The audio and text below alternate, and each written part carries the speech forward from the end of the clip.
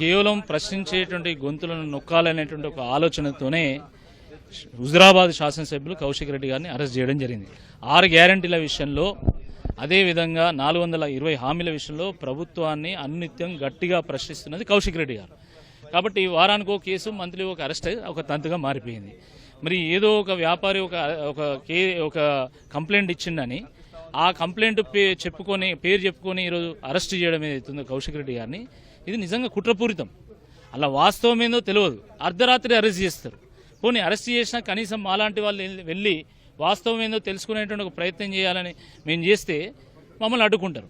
ఇది ప్రజాస్వామ్య స్ఫూర్తికి ఇది విరుద్ధము. అనునిత్యము మేము చూస్తున్నాము, ఈ రాష్ట్రంలో పోలీసులు కేవలం బీఆర్ఎస్ పార్టీ నాయకులను, కార్యకర్తలను అణచివేసే దాంట్లోనే ఉన్నారు. రాష్ట్ర శాంతి భద్రతలు అవసరం లేదు, బీఆర్ఎస్ పార్టీని కంట్రోల్ చేస్తే ఇక అన్నీ అయిపోతాయి అనేటువంటి ఒక భావనలో వాళ్ళు ఉన్నారు. ఇది సరైనటువంటిది కాదు. రాష్ట్రంలో కేసీఆర్ గారిని, కేటీఆర్ గారిని, హరీష్ రావు గారిని అనునిత్యము వాళ్ళు మరి విచారణల పేరు మీద తిప్పుతున్నారు.